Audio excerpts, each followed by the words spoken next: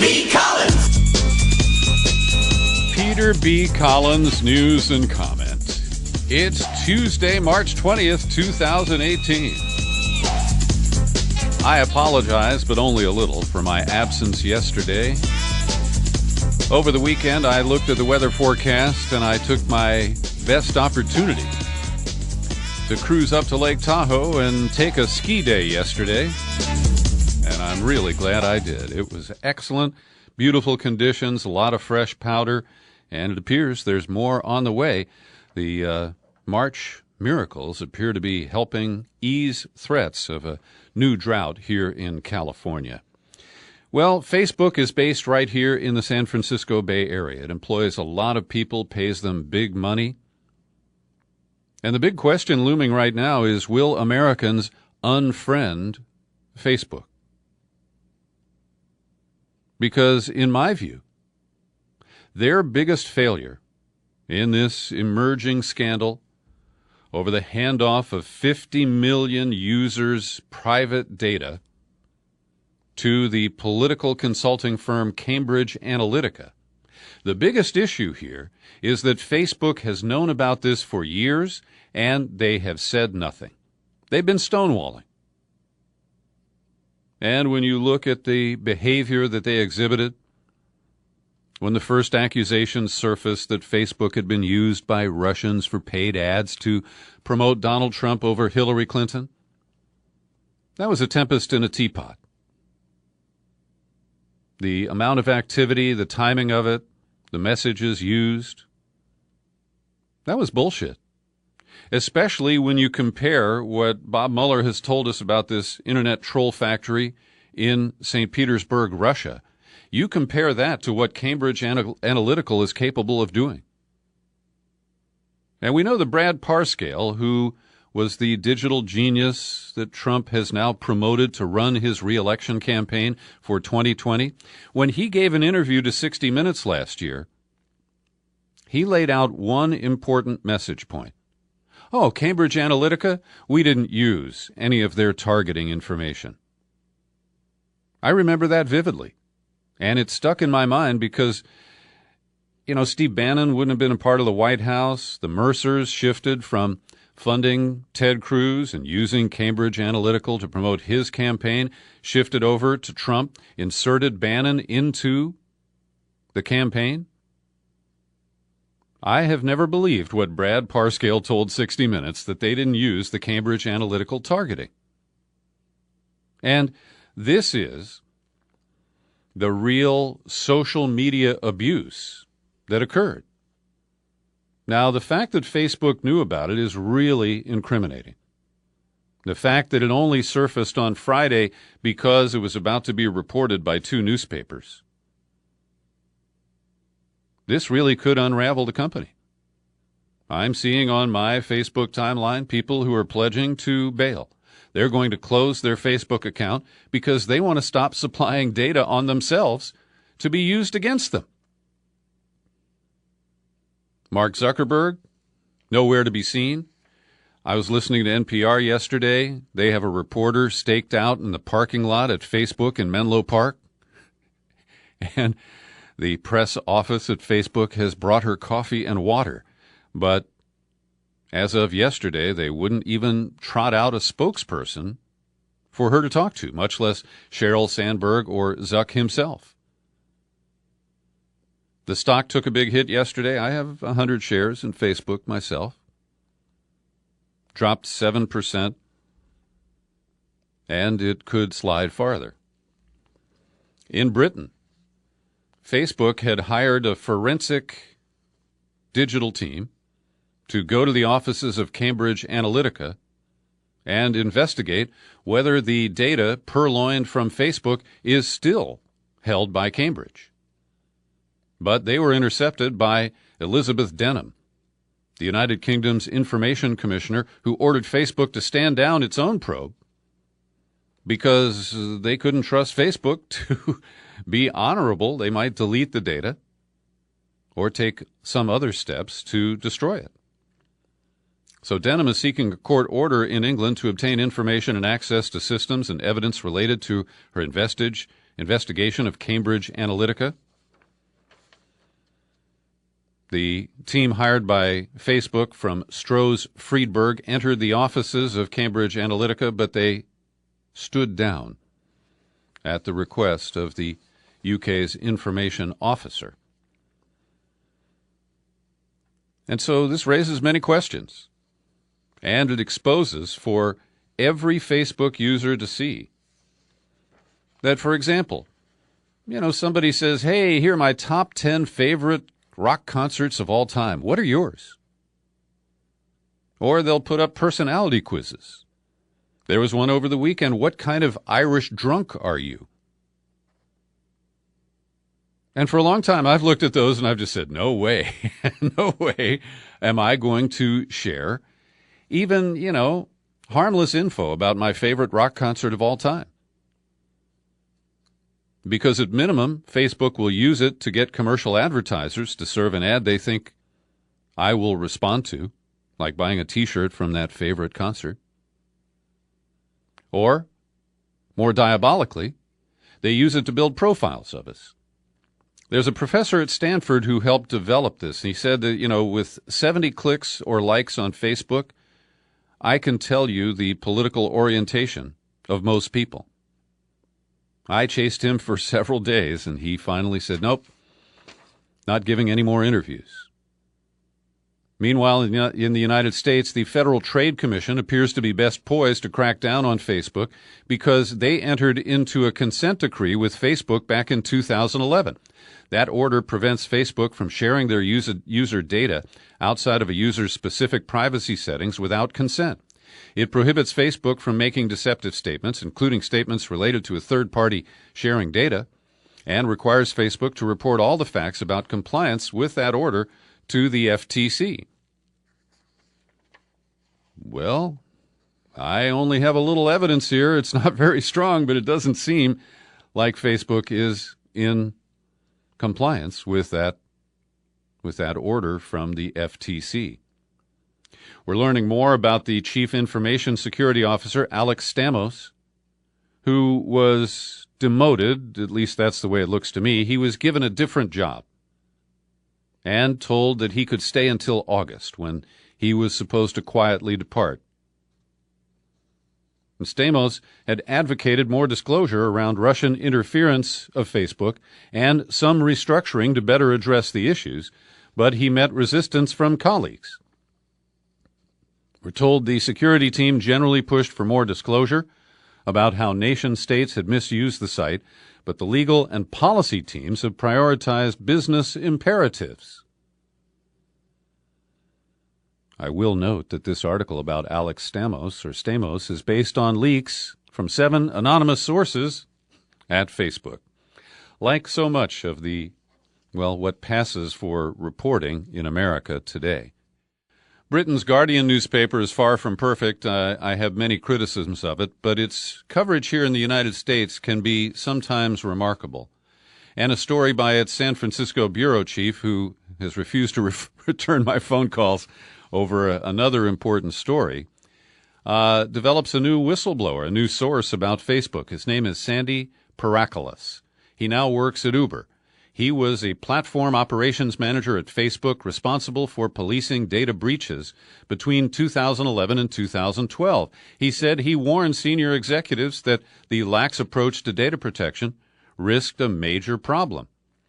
Parakoulis' job was to investigate data breaches by developers similar to the one later suspected of Global Science Research, which harvested tens of millions of Facebook profiles and provided that data to Cambridge Analytica. Parakoulis said the slew of recent disclosures left him disappointed with his superiors, and he didn't say I told you so, but he should.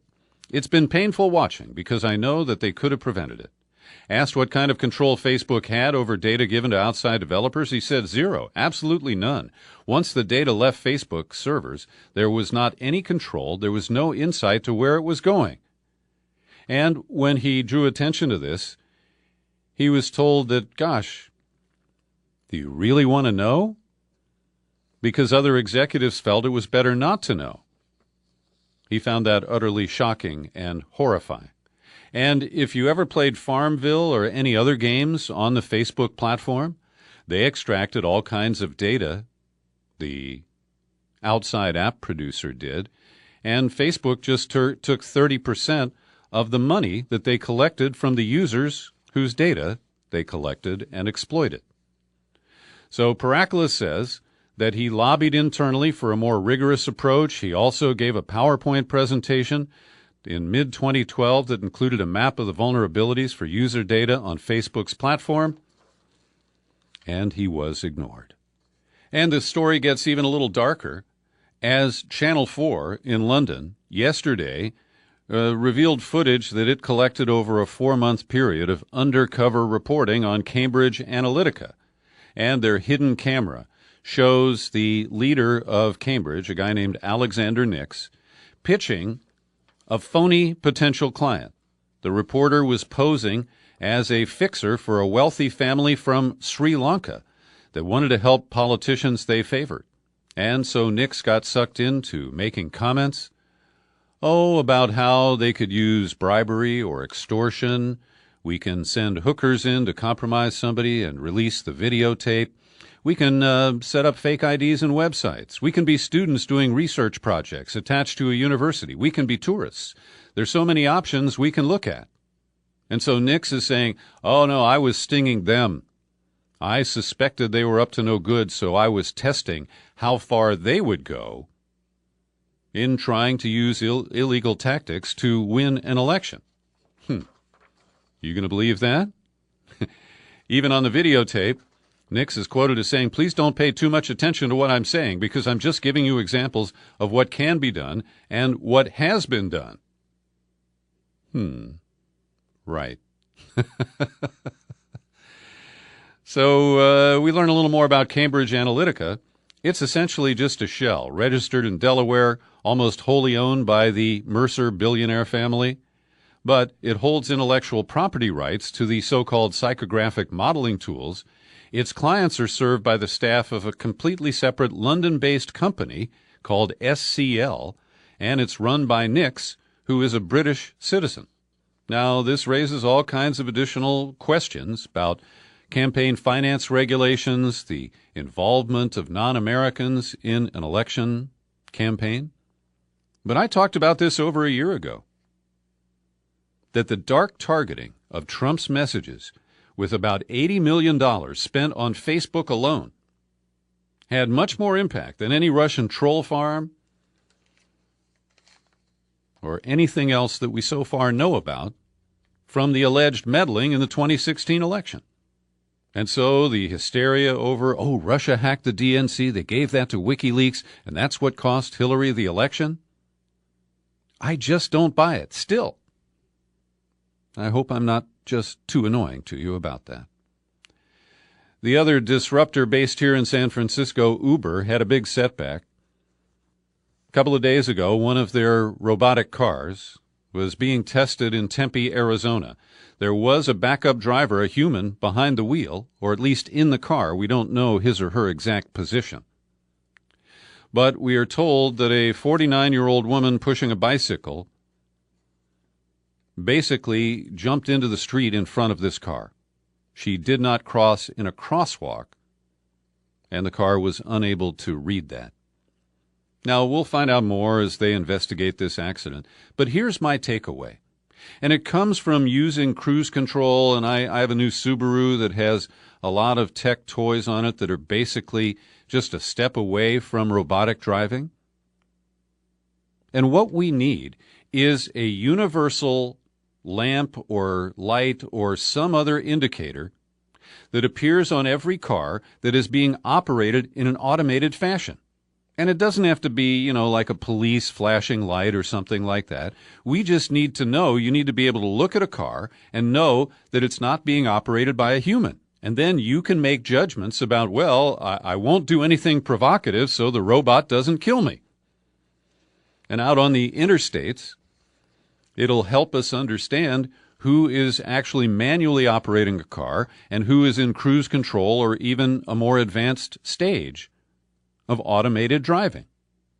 I believe that this is a great renaissance and that ultimately driverless cars will become a new normal and everything will be fine. It'll actually be safer for all concerned. But getting there is going to be difficult. And I believe more people will be hit, and unfortunately, more people will probably die. Every day I pause for a second to thank the people who support my work here at the Peter B. Collins Podcast with your subscriptions. Great people like Carla Mahoney, Terry Paris, Cheryl Fleming, and Rex, who is the blue dot in the red state of Indiana, just mailed me a check to renew his annual subscription. Thank you, Rex. And thank you all. If you're not a subscriber right now, I'd appreciate it if you step up and kick in a few bucks. All you got to do is visit peterbcollins.com, click on the menu tab, pull it down, click on Become a Subscriber. It drops you to the sign-up page where you can make an easy set of choices for options that fit your budget. And if you'd prefer to avoid PayPal, I know many people are allergic, use my P.O. Box. Write me a letter, send me a check or a money order. Cash is okay. The address is Box 150, 660, San Rafael, California, 94915. That's Box 150, 660, San Rafael, 94915. Well, Trump did a photo op in New Hampshire yesterday, and he blasted the state for its high level of opioid addiction and the related deaths. But he is such an asshole and such an idiot that he's unable to look at the last 50 years of prohibition in the United States, and he has declared a brand new war on some drugs. Nixon did it back in 72. That seems to be what I remember. And it's been an utter abject failure. We filled our prisons, and we never stanched the flow of drugs into the country or the production of illegal narcotics and other elements here in the United States. And Trump imagines that by brandishing the death penalty, like Rodrigo Duterte of the Philippines, that people will just stop and just say, oh, gosh, the death penalty, I wouldn't want that to happen. Therefore, I'm going to put down my OxyContin and my fentanyl and my heroin today. But you see, these are not rational decisions. And so even the threat of dying from possessing or using or selling drugs is essentially meaningless to an addicted person or to somebody who has crossed over that line. And when you are using an illegal drug, you know that you're a criminal, and it leads to other crimes, including property crimes, to support the habit.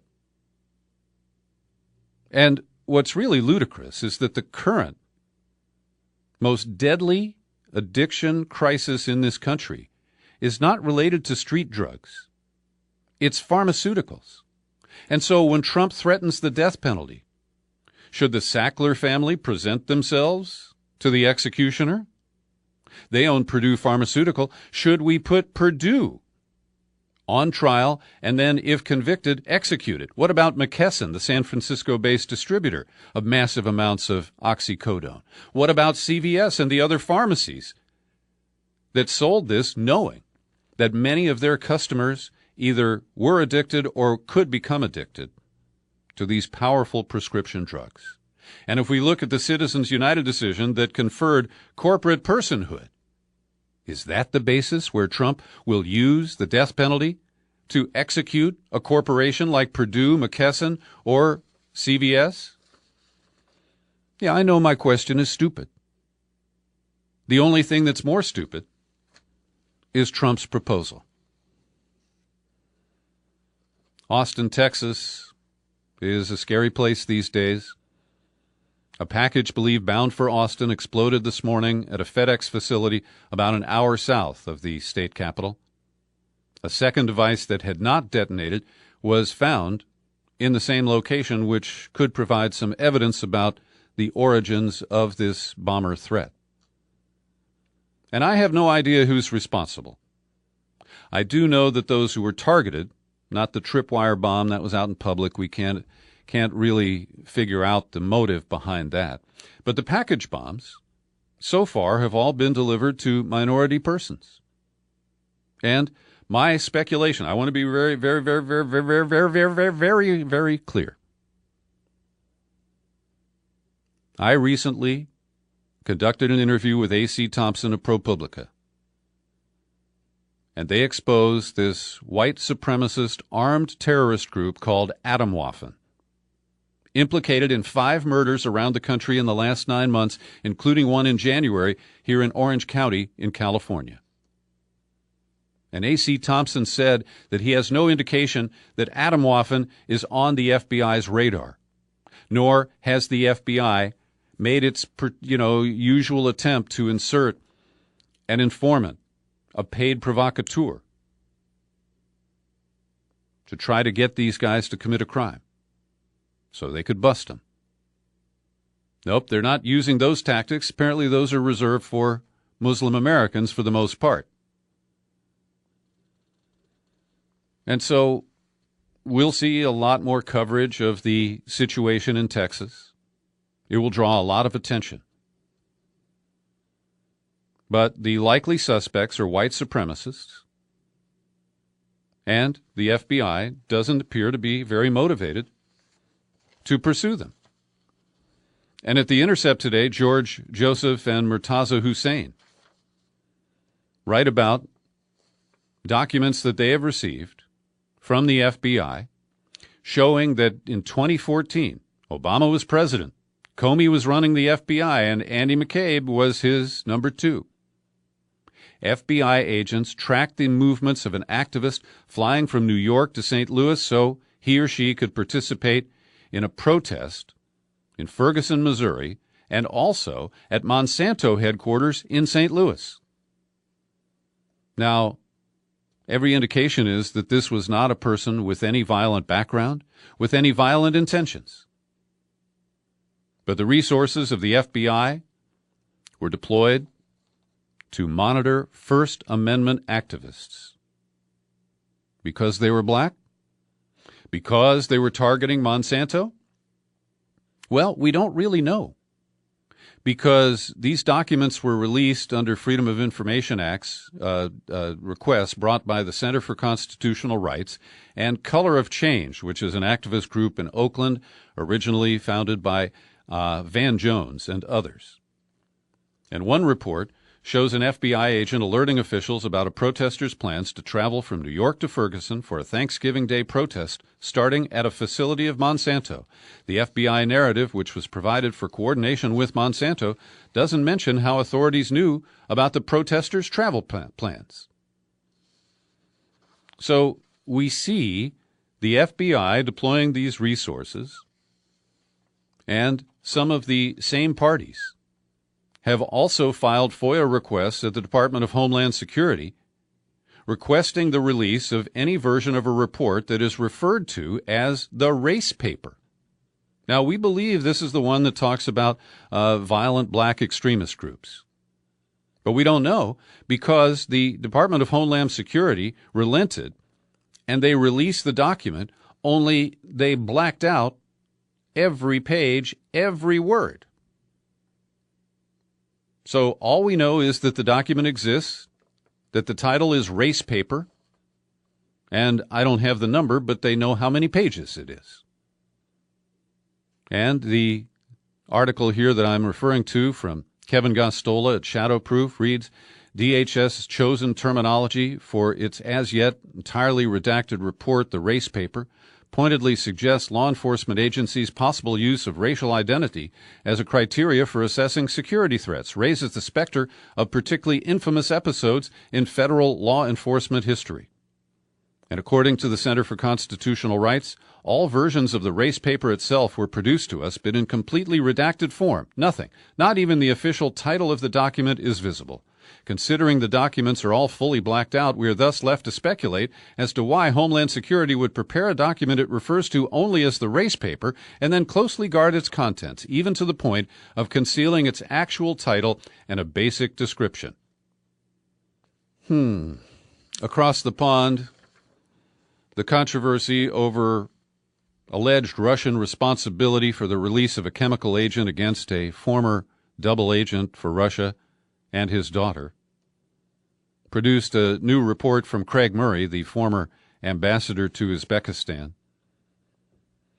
He said, I can confirm that in 2016, Iranian scientists set out to study whether Novichoks, that's this class of nerve agents that Britain claims could only have been produced by Russia. Well, Iran successfully synthesized a number of Novichoks. They did it in full cooperation with the OPCW, that's the Chemical Weapons Monitoring Group, and they immediately reported the results so that OPCW could add them to their weapons database. And Murray argues this makes complete nonsense of Theresa May's of a type developed by Russia line, which they continue to use. And Murray has argued that his sources at the chemical lab at Porton Down, not far from the scene of the crime in Salisbury, that they are chafing at being pressured by the government to finger Russia, because scientifically they're not really able to do that. It seems like a bad joke, but over the weekend, Trump instructed his lawyers to publicly demand that Bob Mueller shut down his investigation. And Trump's been piling on. He kind of broke through his personal restraint, such as it was, and has been attacking Bob Mueller directly by name. And the idea that the subject of an investigation and his lawyers can determine when an investigation should be wrapped up, that's just irrational, friends. Wild and crazy. And in reaction to some of Trump's tweets, John Brennan, the former CIA director under Obama and a career killer at the CIA, unloaded with a retort on Twitter aimed at Trump. When the full extent of your venality, moral turpitude, and political corruption becomes known, you will take your rightful place as a disgraced demagogue in the dustbin of history. Now, those are great words, and I think that they do apply to Trump. 100%. I also think the same words can be applied to one John Brennan. 100%. Mr. Brennan, when the full extent of your venality, moral turpitude, and political corruption becomes known, you will take your rightful place as a disgraced demagogue in the dustbin of history. And Ray McGovern, who was once proud of working at the CIA, in a piece at Consortium News, takes on the same set of comments from Brennan. And he writes, Brennan can take but small, short-lived consolation in the fact that he succeeded in leaving with a full government pension, unlike Andy McCabe. His own unauthorized disclosures and leaks probably dwarf in number, importance, and sensitivity those of McCabe.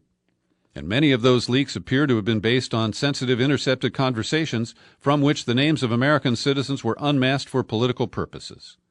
Not to mention the leaks of faux intelligence like that contained in the Steele dossier. And Brennan, I believe, has been a promoter of the Russiagate narrative. I believe he's been one of the major anonymous sources. I can't prove it, but I firmly believe this. And when you see him come to the defense of Gina Haspel, the torturer promoted to become, like Brennan, one of the handful of people to run the CIA, and when you hear Brennan defending Andy McCabe from Trump's Twitter attacks. Now, McCabe did get caught leaking. It was an Inspector General report that based that. I think it's unfair to politically use that to deny him his pension. I don't think there was much process in that whole process. But that doesn't make Brennan a hero. And I was listening to one of my local talk radio colleagues here, John Rothman, was on the air on Sunday, and he acted as if John Brennan is one step away from sainthood. He said there's never been any ethical problem for John Brennan. Well, Brennan lied publicly about the impact of the drone strikes that he was responsible for during the first Obama term. And that's just one example. Now to the Supreme Court for a couple of cases. They heard oral arguments today about a law passed here in California that requires anti-abortion clinics to be honest with people who come in for counseling. Because if you go to one of these anti-abortion clinics, they will pretend that they could give you an abortion, but they just play games with you. And they use a lot of deception, false claims like, oh, if you have an abortion, you'll be depressed, or you have a greater risk of breast cancer. But based on the oral arguments, this law might be struck down. Even Elena Kagan, an Obama appointee and an alleged liberal, said that the law may be too one-sided because it doesn't apply to all abortion clinics. But the issue was to correct deception and misinformation intentionally being delivered to people. And Justice Kennedy, the swing vote on the court, he asked only questions that were hostile to the law, and at one point said he thought at least one of the law's requirements was a clear undue burden on the clinics. Now, Mississippi just passed the most restrictive abortion law in the country, and the governor signed it yesterday. It'll be on its way to the Supreme Court because it bans abortions after 15 weeks, and the Roe versus Wade standard is 20 weeks. We know that this is a provocative act. They are trying to get the Supreme Court to revisit Roe versus Wade, and this is the provocation that they're offering. The Supremes also rejected the second emergency application from Republican lawmakers in Pennsylvania, trying to overturn decisions from their state Supreme Court. And the bottom line is that the new congressional map drawn by the Pennsylvania Supreme Court will likely be in effect for this year's elections, and it should produce some gains for Democrats and alleged Democrats like Connor Lamb. An appeals court in Washington confronted the question of whether the Trump administration has the power to indefinitely hold prisoners at Guantanamo. Attorneys for a Yemeni man who's been there since 2002 without being charged argue that the president's authority has expired because we claim the war in Afghanistan ended in 2014. Justice Department attorneys can counter that the detention is necessary because this guy Alwi has continued in recent extremist statements. But the tea leaves indicate that Merrick Garland, who Obama tried to put on the court, and his colleagues will uphold the government's right to maintain these prisoners indefinitely. The former president of France, Nicolas Sarkozy, was taken into police custody early today over allegations that he got 50 million euros, that's about $68 million, from the government of Libyan leader Muammar Gaddafi back in 2007. And the money was used to fuel Sarkozy's successful presidential campaign. Now, before he left office, Sarkozy turned on Gaddafi and joined Hillary Clinton and Barack Obama in the misguided takedown of the Libyan government that has left a failed state and a hotbed for terrorist activity that travels across the Middle East and into Africa. We'll see what happens to Sarkozy, but that is a remarkable development. Thanks for listening to my daily news and comment podcast. We give it away free every day. It's available on YouTube, and if you visit there, it doesn't cost you anything. Just click on their subscribe button, okay? Happy trails to you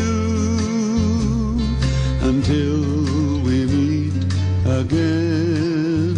Happy trails.